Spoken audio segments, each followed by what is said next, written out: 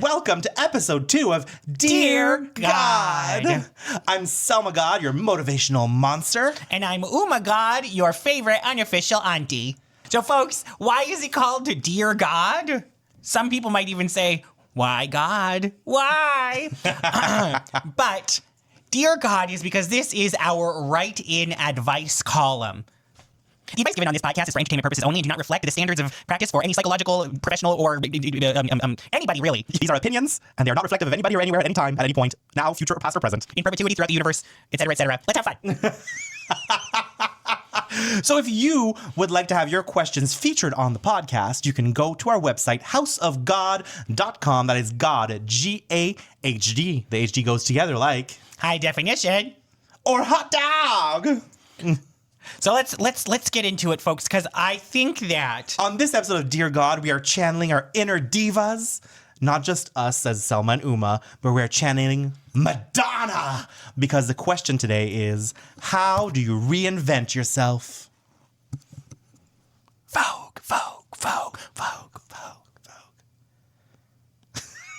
We've got some good questions today. We're going to be starting with we're going to start with a little appetizer.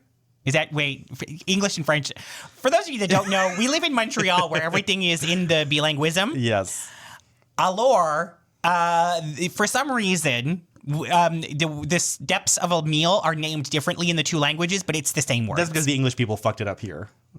They call the main course an entree, and an entree, c'est une entrée. It's before. Entrée, it's at the entrance. It's the first thing. So the English people messed that up. They did. For this podcast, we're going to be doing it in little bite-sized portions. It's going to be like a meal. It's going to be like we're going to start with the l'entrée. So like the first, and it's just a little soupçon, a little tasty, a little yum yum yum yum yum, just to get us started. Then we're going to do the real, like the meat and potatoes of the questions. And then we're going to finish with dessert. Because we always like a little something sweet at the end. You know what's really funny is in my notes, that's actually how I had it prepped as a meal reference. We're vibing! We're vibing! High five. Wait.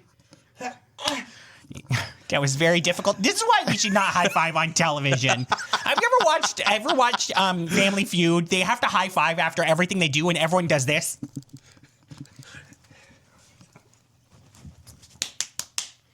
Good answer. Good answer. God, it's terrible.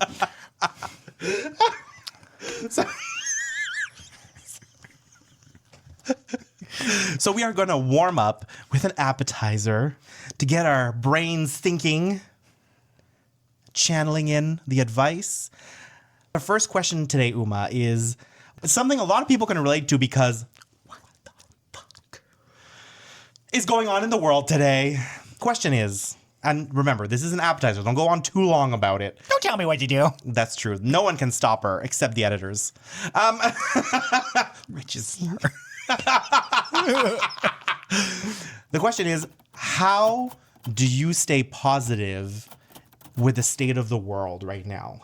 What do you do to stay positive? How can you stay positive? This is her idea of like light fare to get things started. She says, don't go on too long. How do you stay positive in this hellscape? Listen. The reason I put this as the appetizer is because I felt like it would be a very depressing thing to dive into on the second episode. So you said, let's do it in the second episode, but let's do it first. Yes. Instead of doing it the long version, we're doing the short version to keep people titillated. No, it's not that kind of podcast, Selma. Listen, we don't know where it's going to go. It's an adventure. You have to be open, Uma. Well, I haven't heard that in a while. So how do I stay positive in such a crazy world right now? I think that, you know what, on the interwebs where all the kids hang out right now, they're all talking about whimsy. Ooh, I like that. So whimsy, you know what? Okay, so there's like there's versions of this where like some of it I'm gonna listen. They're selling you whimsy in the TikTok shop. Yeah. So like if that's yes, buying cute, lovely, feel-good things. That's definitely it. Retail therapy has existed for a long time. Exactly. Retail therapy, that can be part of it. But also, like, you don't need to buy things necessarily. One of the ways that I started doing this probably in about 2018, I picked an emoji that I was like, I'm going to try to put this emoji in as many text messages as I can, because it's the one that makes me smile. Oh. So I picked the little sparkle emoji because I was like, what's more whimsical, what's more magical than the sparkles? Right? So I put that into as many text messages as I could. And every time I did it, I thought to myself, I'm doing this for a reason. And I would make myself smile. So like that like these are the little whimsical things that you can do that don't cost anything. And then you can go out into the world and try to carry that energy, keep your eye out for the little emojis, for the little sparkle emojis of the world. Try to do that. The other thing that I think is really important right now, and I mean, this is kind of your thing that we've been doing this year, is that we've really been making time for friends. Yes, that is true. That's been very helpful. Like, do something intentional with your friends. Invite people over and be like, we're going to play Mario Kart, or come over and we're going to make some soup and watch witchy movies. Have an actual plan. It doesn't have to cost $1 billion. You can just have people over at your house. That's what we've been doing because we're broke, we're poor, we're artists. So invite people over and hang out, but put some intention into it. Not just, oh, we'll just hang out and both cry because the world is awful. Like, you have to have some type of plan. We really tried to prioritize seeing our friends, because all of our friends, they're all from drag.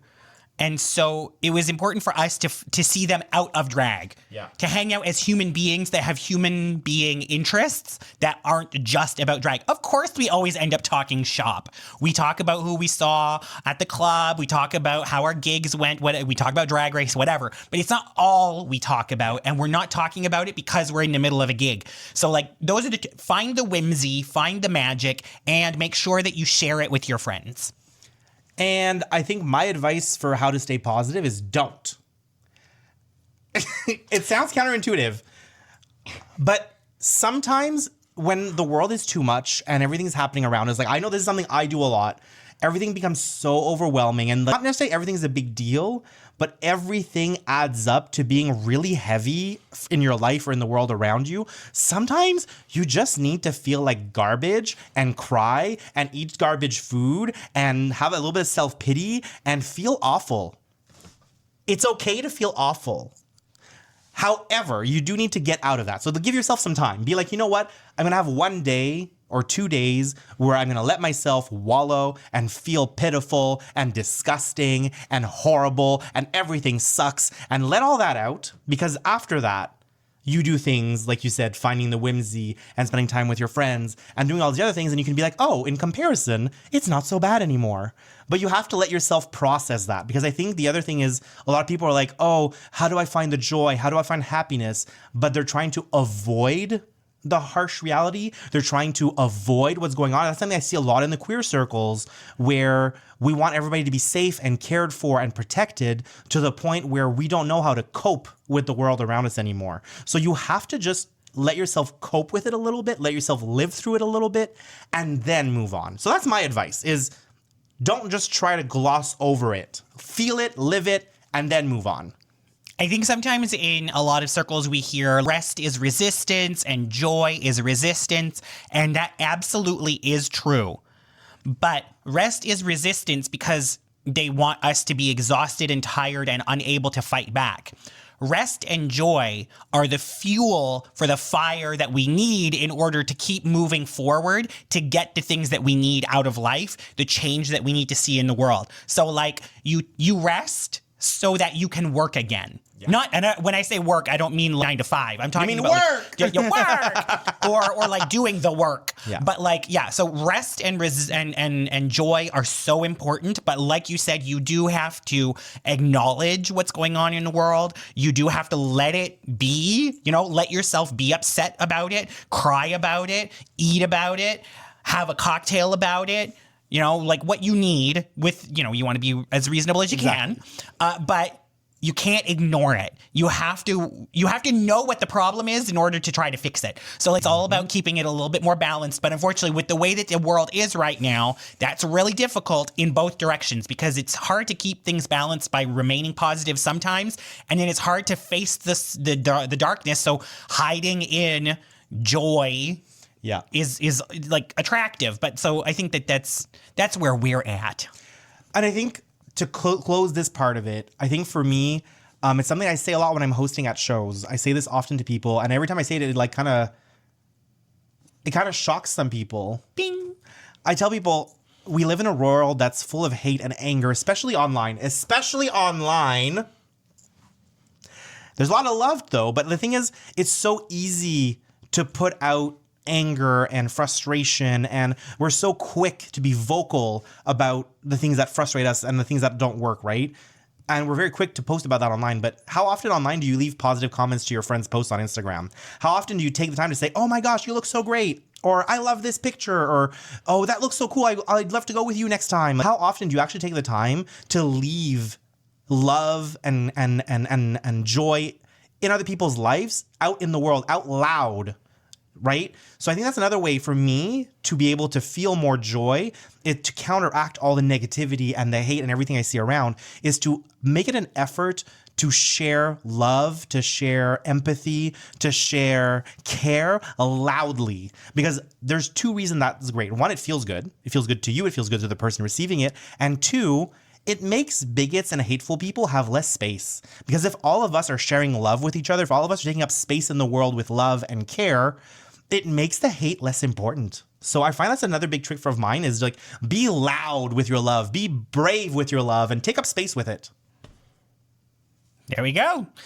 That was a delicious little morsel to start the show with. So thank you to whoever sent that question in. Because yes, our questions are anonymous. So in case you're like, oh, well, I don't know if I can tell, you can tell us whatever you want because it's anonymous. So thank you to our anonymous question asker for that one. And now for our main course, I'm going to get my phone because I want to read word for word what our viewer asked us. Are you ready, Uma, for your main course? I am ready. As a drag artist, how do you reinvent yourself without completely erasing what makes you, you? Oh, I thought I knew where this was going, but then it kind of like, that's a second layer. That's why I love the question so much. Okay. Because like reinventing yourself is on the surface super simple because you just kind of like you just do something that you've never done before. Yeah, wear pink for once, or wear new glasses, or listen to new music, like whatever. It's something like you said, something new. Try something different. So I think when you're talking about drag, and when we're talking about drag, there's the business side and the artistic side. The artistic side, often we want to try new things that are exciting, but then on the business side, you're kind of like, you're wary of doing it because you're like, oh, but what about the brand? You know? So when I started in drag, I knew that I always knew that I was going to end up being an old woman in drag. I was not going to be, at the time, the relevant comparison was I'm not going to be Britney Spears. That's how old she is. That was relevant. So that was like the epitome of what a lot of drag queens wanted to be. So when I went in and said, I'm not going to be Britney Spears, so I'm not going to be blonde, I'm not going to be sexy, I'm not going to be doing like the top 40 songs. And I really, really, really wanted to stick to that because I wanted everyone to really understand who Uma was as a character, because I'm not just a visual drag artist. I'm a theater. Wait. For those of you that are just listening in, we are two drag artists here in Montreal doing this podcast. We're drag aunties. And if you want to have an idea, just hop on over on YouTube and you can see this episode so you'll know what we're talking about. But yes, Uma is a glamorous older woman with gray hair and a great disco outfit, even though it's 2026. So I knew that that's where I was headed, and I wanted people to remember that because it's what made me different from everyone else. And like, as I was saying, is that I'm not just a visual drag artist, I'm also a theatrical drag artist. So the character, the persona was really important to me. But eventually, at probably 2, maybe 3 years into doing drag, we started doing Dragula viewing parties. Yes. Yeah. Maybe 3 years. Because at 4 I started. Yeah. So we were doing these viewing parties for season 2 of Dragula, and everyone else that I was performing with was a bunch of weirdos, and they were all really, comfortable kind of doing strange things. Strange, provocative, dangerous, like really like pushing the limits of decency. So for me, that was really hard because that didn't go with the brand, and it gave me an opportunity to reinvent myself because I've always been a fan of horror and folk tales and alternative entertainment, we'll say. Like when I was a kid, the only books that I would take from the library were like compendiums of ghost stories. And when we would play on the schoolyard, all I ever wanted to play was vampires. Everyone else was like, let's play a house. And I was like, can I live in the closet? You were doing that too. What? You were doing that too. Well, I was in the closet at the time. But I wanted to like live in a closet because it was like a coffin, and I was going to come out and be like a vampire. So in this moment when we started doing these Dragula screenings, it was a great opportunity for me to reinvent Uma as an artist. And it was surprising for a lot of people. But the thing is that when you give people a really strong baseline of what to expect from you, it means that when you do something else, it's really impressive. It's really exciting for people because they're like, whoa, what just happened? Especially if you're good at it. That helps. It really does. It makes a difference. It does. But also, if people understand what it is that you do, they will also trust you more when you decide to do something new. They might be like, whoa, where is this coming from? But they look at you and they go, well, this is a great drag artist. So like, they're not doing this all of a sudden because like they don't know what they're doing. It's not a mistake. It's not a mistake, exactly. So I think that the reinvention is really good for you as an artist. It's really great for your audience. And the thing is that you always have to try to keep it in your point of view. So when I do horror drag, it is often not necessarily glamorous. It's going to be conceptual. It's going to be a little silly.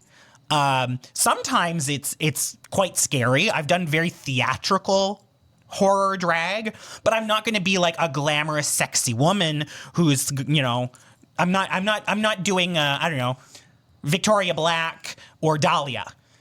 Those are not my drag styles. I'm going to end up doing something that's my version of this. So what you want to do is always remember the point of view should remain consistent. Unless your whole point is to be completely different. That's completely different. Yeah, but I think you touched on an important point there, and it's talking about branding and marketing, because we do live in a world where if you're a drag artist, your branding and your marketing does make a difference, and it's been pushed through Drag Race, through all the different shows, but also just on your social media, and you want people to pay attention to you. Like, it is a thing that we do have to keep in mind, right? Your name, your appearance, the things that you do, why you do them, how you do them, they do impact your brand. But I think people don't understand what a brand is and don't understand how a brand works. I think a lot of people get caught up in what they think they know. A brand doesn't mean you only do one thing. A brand doesn't mean that you only do this, right? Some brands, yes, some brands are hyper specific. But if you do that as a drag artist, I think you're limiting yourself a little bit too much. You're limiting how much you can be booked, where you can be booked, which shows will look at you. I think you have to look at brands as something a little bit broader. So like brands that do products that are diversified. So for example, let's talk about makeup, just to give an example. A lot of makeup companies will do lipsticks, and they'll do eye creams, and then they'll have face creams, and they'll have eyeshadows, and they'll have blush, and they'll have a lot of different products, but it's all the same brand. Now, some brands are better at certain products than others. They have different strengths, but you still have brands that you recognize, that you appreciate, that you'll tend to gravitate towards too, because you know them, you recognize them, you like one of their products more than the others, but you still have this brand that is recognizable, has a product that you like and that you trust. So you need to look at your drag the same way. You need to look at your brand the same way, not I only do lipsticks. I only do red lipsticks. If a brand did that, they wouldn't get very far unless they are the one red lipstick, right? So you need to make sure that your brand, like Uma says, represents you and your values, but also look at how you can diversify it, but still bring your point of view. So it's still your drag, it's still recognizable, even if it's shocking and different and not what people expect of you. They still trust you to deliver the merchandise. So if you're looking at drag specifically, you know, for me, I don't do a lot of sexy performances. It's not really something that I feel particularly comfortable doing. It's not an interest of mine, but I know that it comes up. It's great when it happens in a show. And so if Uma is going to do like a sexy look, it's often going to be a 70s sexy look. So I'm going to do like a Shaka Khan number. I'm going to have like my longest Cher hair, and I'm going to have a really gorgeous form-fitting cat suit, and I'm going to do a really sexy kind of funk disco song. And all of a sudden people go, oh, she can be sexy. But if I tried to do Britney Spears, you'd watch me and go, well, that was weird. Yeah, or if you tried to like break it down to a house track, like it's not your vibe. I'm not going to be a trap queen because Uma is not a trap queen, and there's no way for me to do it that feels authentic to Uma. And then when I do horror numbers, you know, again, yes, I do a large variety of them, but I have one where I do the shower scene from Psycho. Yes, that's a lot of fun. So it's a horror number there's a murderer coming after me with a knife and the whole thing. There's a murderer coming after me. But the songs are ridiculous and my costume is comedic, but there is horror elements in it. Or I'll do that's the sort of thing where I look at it and try to say like, how can I make a scary number that is also really funny? Or that's like a little kooky and weird and unexpected. Because that's what people like about Uma, is that I'm kooky and I do things that are unexpected. So when you're reinventing yourself, it's not about changing absolutely everything about you so that you're unrecognizable. It's changing everything about yourself and still being recognizable. Ooh, that's really good. Well, listen, Uma's someone that has worked really hard on their brand, and you worked, like you said, you came in when you started drag, you knew where you wanted to go. Like, you knew you wanted gray hair, and nobody was making gray wigs at the time. Like, you already knew where you were going, what you wanted to do, and how you wanted to do it. So I do think you're one of the best people to answer this question, so I'm really happy that someone asked us this. And for me, when it comes to reinvention, I'm the type of person that just is always trying new things. And like, you know me, when you think of like, I'm going to do a new concept, like, but is it going to be on brand? Are people going to get it? I'm like, who cares? Just do it anyways. I'm the type of person that you get what you get and you see it and you get it and the brand is there. It's in your face. I don't feel the need to justify myself at any time. I think that's the brand. Is that it's the commitment. Yeah, the commitment to just being authentically what I want to do at any time. And that's the brand that I've built. So people see Selma and I'll do a metal number where I'm spitting blood everywhere on the audience. And then the next week I'm doing a super glamorous old Hollywood vibe at the brunch, you know? And people are all good with it because they realize that that's just Selma just does everything she does with so much commitment to it.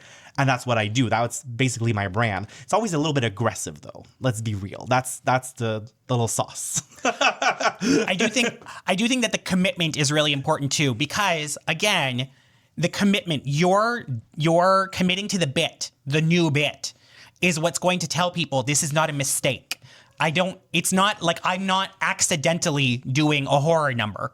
Yeah, you have to put intention into your work. You need to commit to it because that commitment shows people like, I'm into this, we're doing this now. So I feel like that's something also, because if you commit to it, they won't question it. Yeah. They say, this is what it is. This is what they brought me. And I think because, again, we don't know who asked the question or why they asked the question, but I think that for this question in particular, I think if you're the person who asked us or if you're listening to this, you know, thinking about reinventing your drag or yourself as a person, I want to know why. Why do you feel the need to reinvent yourself? Is it because you feel like you're stagnant? You're not like bringing it anymore? Is it because other people have told you that, hey, we don't really want to book you because what you do doesn't work here? Is it like, what is the reason that you're feeling this need to reinvent yourself? And the reason I'm asking that is because I think that your approach to reinvention is going to be very different depending on your reason for it. Because in the example I just said, if you're saying, I want to reinvent my drag persona, because I went full tilt into like this horror character with super harsh makeup, with no wig on, with pointy teeth and spikes on my back. And I've been doing that for 3 years and I'm not getting booked and nobody wants to hire me for the all ages show. And that's something I want to do and nobody gets my drag and my city doesn't accept alternative drag. Well, that's a valid reason to want to reinvent yourself. But why were you doing that drag in the first place? Is that still valid to you? Is that still important? And why do you want to appease these people? Is it better for you to maybe find somewhere else to do your drag? Is it better for you to create a new space for the drag you want to do? Or do you truly want to reinvent yourself to access those spaces because it is important to you? Don't do it because other people tell you you should. Do it because it aligns with your priorities, your goals, and the things that you want to accomplish with your art. Because if you just sell out in a way that doesn't resonate with you as a person and an artist, you're not going to feel fulfilled even though you achieve. You might become the best glamorous drag queen ever, but really what brings you joy and happiness is being a weirdo with spikes on their back. Like, you have to also make that decision for yourself, which is why I'm very comfortable jumping in from one style to the other, because I'm the type of person that loves a million things and I'm happy to do that. But some other people, they're miserable if they have to do top 40. Like, one person that I often think of, because I see myself in this scenario a little bit too, but it's reversed, is Lucy LaDuca. She went on Drag Race and everyone kind of thought that she was, let loose and let loose. And she is that. And she is that, but that's what they thought she did. That one thing was kind of like the high energy, fun, former theater kid, beautiful drag, beautiful gowns. But after the show aired, she started to show people that she's actually like a giant horror fan, and she loves to do kind of like Helena Poison, sexy goth girl, sexy punk girl kind of drag. And I think part of it, this is me armchair analyzing. So like, Lucy, if you're listening and you're like, girl, you couldn't be more wrong. Lucy, if you're listening, you can tell me that I'm way off. Actually, if you're listening and you want to tell her that she's way off, we'll have you as a guest. Exactly. But I feel like once she started to show everybody what she was about in its entirety, then all of a sudden people were like, oh my God, she's so cool. Like, yeah. People are really into the drag she does. So instead of trying to erase yourself entirely because you're not getting what you want artistically, financially, schedulally, instead of trying to erase yourself completely, figure out what you can offer that is authentic to yourself but meets the needs of the people around you. It's a little bit of a give and take kind of thing. And like, when you look at people like Madonna, because let's say we led with her, so let's talk about Madonna. Let's talk about Madonna. She reinvents herself to reinvent herself.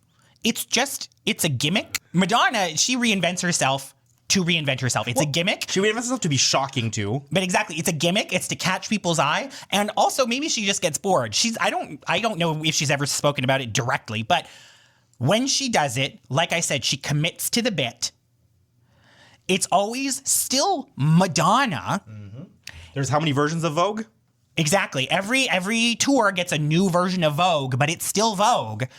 And there's a whole world around it. The reinvention isn't just all of a sudden something that makes absolutely no sense, because it's made in this world of, this is the Sticky and Sweet tour. This is the Reinvention tour. This is this album. This is that era. So like, when you couch it in the world that you're going to create for your drag, when you integrate it authentically, when you make it still part of you, even if it's different, that's where you're going to find the sweet spot.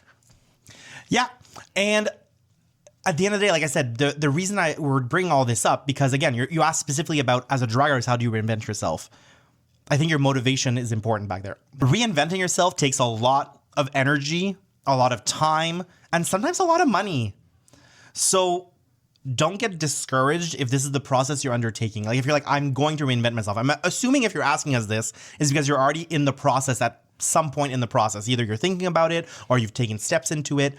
But reinventing yourself doesn't mean you're going to get it right from the get-go. Because you might have an idea of like, oh, in the end, I'm going to start doing some super glamorous drag, or I'm going to start doing something more edgy, or I want to...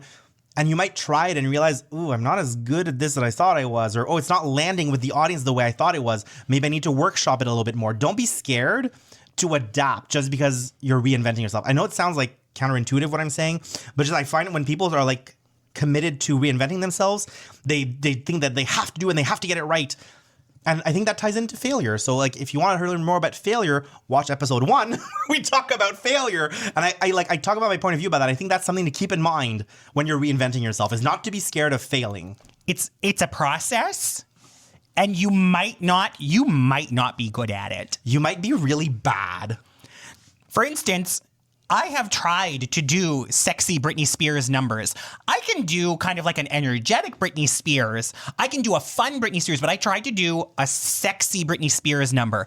And the first thing that happened was that I started to do the choreography. My hair flipped into my face. And then when I flipped it back, it was still stuck in my lashes and in my lips. And I could not, no matter how many times I tried to get it out of my face, it wouldn't work. And I looked ridiculous and I felt ridiculous. And so in the middle of the number, not even the middle, we were in like the first third. I was going to say, don't lie. This was like the first third. During the first chorus, I basically had to turn it into a comedy number where like I was like, oh yeah, you thought that I was going to try to be sexy, didn't you?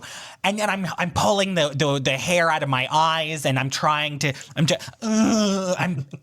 into a clown number because I couldn't commit to it any longer because I felt so bad about what I was doing in that moment. Yeah. So, but that's what made me realize, like, okay, maybe this isn't the kind of sexy I need to be. I need to have a sexy number because maybe someone's going to book me for a sexy show. But I need to find the way to do it that feels authentic to me. And so the failure wasn't like the end of the process. It was part of the ongoing process to get me where I needed to be so that I could do what I needed to do well. And the other option would have been to rehearse that. Yeah, like you could have been like, no, but for real, I'm not trying to be shady. Not trying to be shady. But if you decide like I actually, because you know how to dance, like people saw Drag Race, they saw you know how to dance, you know how to move. And you could have been like, you know what? I want to be able to do this. You have the skills to do it, but you need to rehearse more. You need to practice with the wig on. You need to actually tape the wig down for rehearsals and whip your hair around a bunch and test it out in a camera or in front of a mirror and make sure that you can actually do these moves with proper recovery and train yourself to do it. Because obviously just doing it on the spur of the moment, you have great skills as a dancer, but that just wasn't working for you in drag. So sometimes you have to make a decision to, when you're inventing yourself, of, again, what am I willing to compromise for? What do I want to put work into? Because it is work. Work. That was beautiful. High five. Best advice. Hope that helps. If you have any questions about that, or if you want to tell us about how you reinvented yourself, let us know in the comments if you're watching on YouTube, because we'd like to hear about, now, what is reinvention for you? Because it looks very different for a lot of different drag artists. And maybe you're not a drag artist, but maybe you're a visual artist. Like, how do you reinvent yourself? I have a question for you. If you don't do drag, how does a regular person reinvent themselves? What is that? What are you doing? So they have kids, and then they divorce their husband. They live in Chapel Row and become a lesbian. Oh, well, that's fine. Right? Good for you. Next week. Chapel Row. Okay, so now for a little dessert. Just for a little dessert. A little treat. We ate a lot in that meal, but now I think we ate, mama. Mama. So our last question, again, these are all user submitted. Our last question is, what is the best snack? Chips.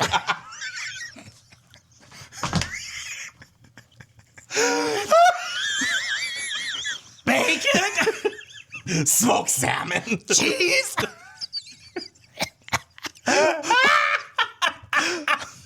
If you want to see the full chip interview, watch Kiara and Uma countdown to Kiara in our Easter drag show YouTube video. Chips. Actually, Canada is the #1 world consumer in chips. We have the most flavors out of anybody because Canadians love chips. And I mean, like, I'm not gonna lie. So basically, if I'm having a bad day, the snack of preference is chips. If I'm having a really bad day, President's Choice chocolate chip cookies. And if I am ready to like end something or someone in a spectacular way, chocolate. Whoa, chocolate is vague though.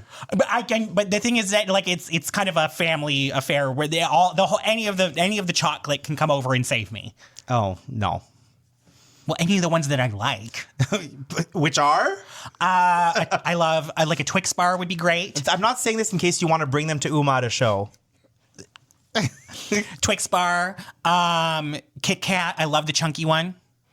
And then if not, what is it? Is it Lindt? Did I get it at the grocery store? Lindt, right?